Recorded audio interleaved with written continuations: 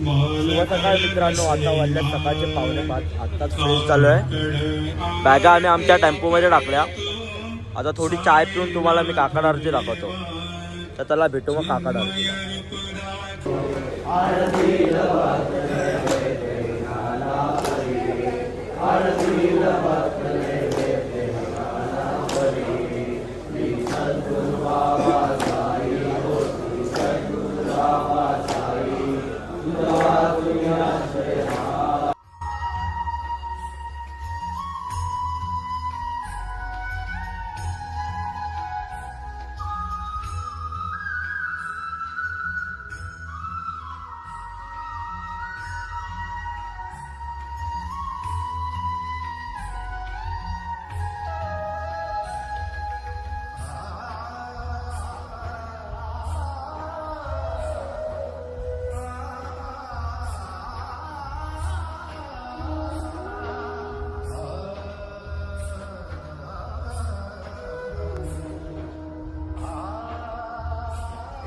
साईमाई सकाळ मित्रांनो, वाजल्या जातात सकाळचे 7:45. काल तर तुम्ही बिबट्याचा वावर बघितलाच असेल. तर काल आमचा रात्रीचा मुक्काम होता सिन्नर MIDCला. आज आमचा दुपारचा मुक्काम असणार आहे वावी. तर एकूण 22 किलोमीटरचं अंतर आहे. आणि आता सकाळपासून आम्ही कंटिन्यू चालतो. 12 किलोमीटरचं आम्ही अशीच पार केले आहेत. आता पुढे 2 किलोमीटरवर आमचा नाश्त्याचा हॉल्ट आहे. तर तुम्हाला आम्ही डायरेक्ट नाश्त्याला जातो. ओम साईराम. आम्ही चालतो या रस्त्याच्या पलीकडे एक पालखी दिसते आणि हे साई भक्त एवढे एन्जॉय करतात ना गाण्यावर. मगाचपासून आम्ही बघतो त्यांना.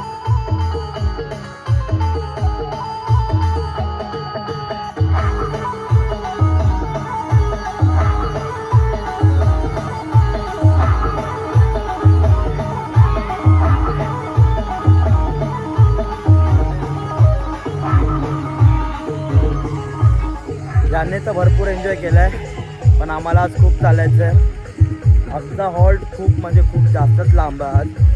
आजचा एकूण पट्टा 22 किलोमीटरचा आहे. त्यात आत्ता अशा आमचे झाले असतील एक 14-1 किलोमीटर किंवा 15 झाले पण असतील. लांब लचक रोड आहे पूर्ण आणि हा संपत नाही. तर चला भेटू. वाजल्या सकाळची 9:30 आणि आमचा पहिला नाश्त्याचा हॉल्ट आला आहे वैयक्तिक. सगळे आम्ही खायला बसलो आहे. तर चला भेटू पुढे चालताना. तर मित्रांनो, आत्ताच आम्ही नाश्त्यावरून निघालो आहे, ते पण एकदम नाचत नाचत.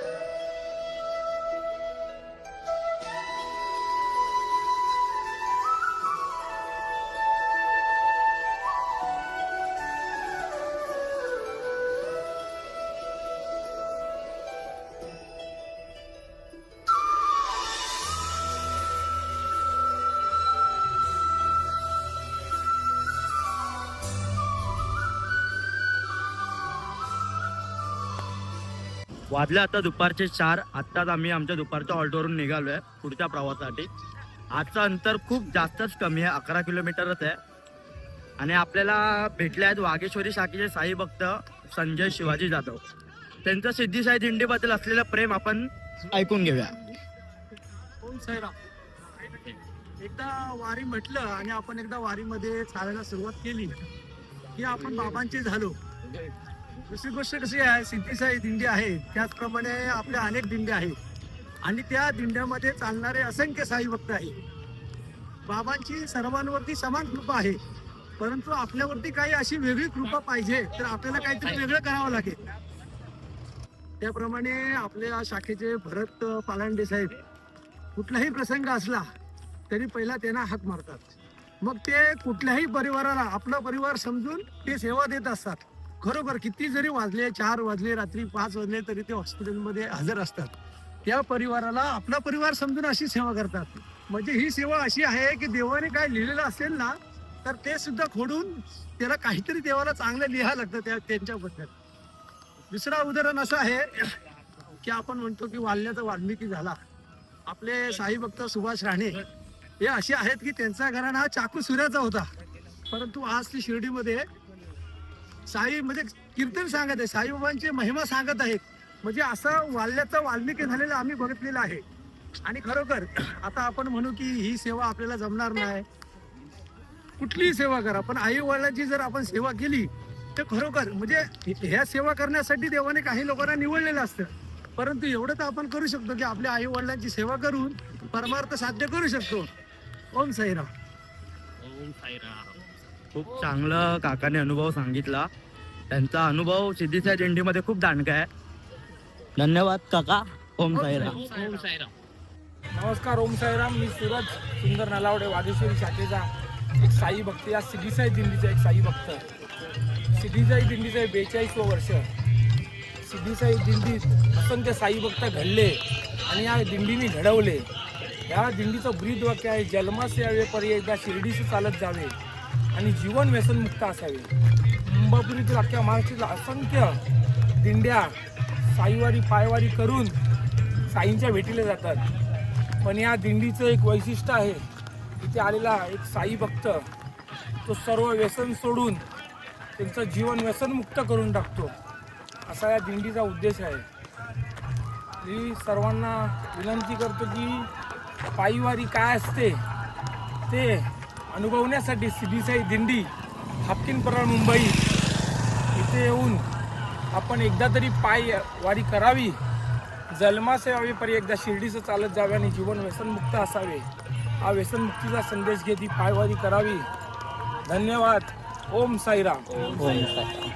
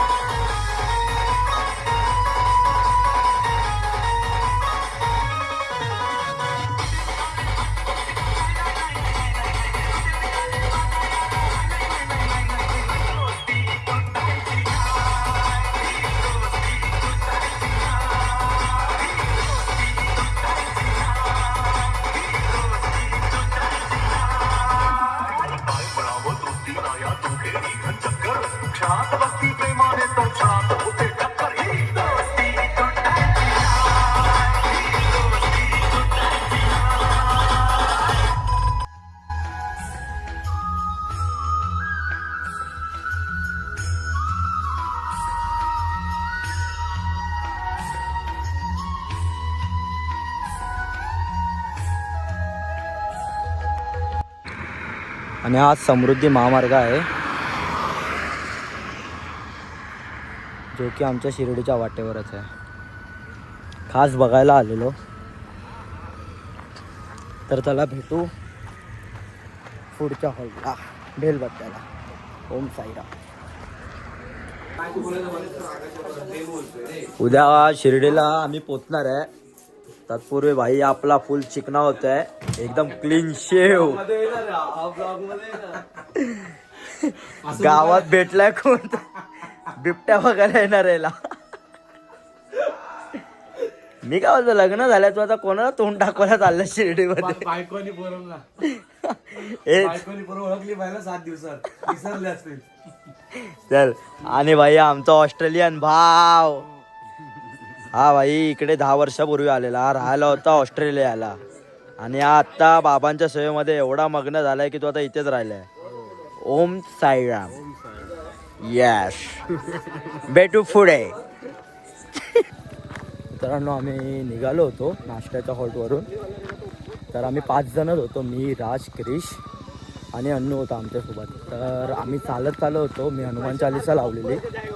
जसा कुत्र्यांचा भुकण्याचा आवाज आला, मी हनुमान चालीसा बंद केली.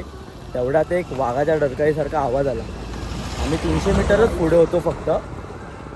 जसा आवाज आला तसा आम्ही काही न विचार करता आम्ही परत मागे परतलो आणि परत आम्ही आमच्या नाश्त्याच्या हॉलला येऊन थांबलो. आता आमच्यासोबत एक 4 व्हीलर आहे. जवळपास 40 एक पोरं आहेत. बिबट्याचा भरपूर आहे. बिबट्या भाय दम असेल तर आता. बिबट्या भाय असेल तर या आता. आहे का दम? बिबट्या भाय आहे का दम आता? आता येईल का भाई? वाजल्यात रात्रीचे 9:30. आता जस्ट बिग फॅन साहिल भाई आणि आता जस्ट रात्रीच्या मुक्कामावर पोचलोय. जीव एकदम हातात घेऊन पोचलोय. ते बघू शकता आम्ही किती मुलं आहेत. आणि हा आमचा बिबट्या बघा, मॅन फ्रॉम नेपाळ. चला भेटू. सुखरूपपणे हॉल्टवर पोचलोय. ते पण सर्व यांच्या कृपेने. वाजल्यात रात्रीच्या 11 आणि आत्ताच सगळं आमचं भजन वगैरे संपलंय आणि सर्व साई भक्त इथं झोपले. तर मी देखील आजच्या दिवसाला ब्लॉग इथे भेटतो उद्याच्या 8व्या दिवशी. तोपर्यंत ओम साईराम.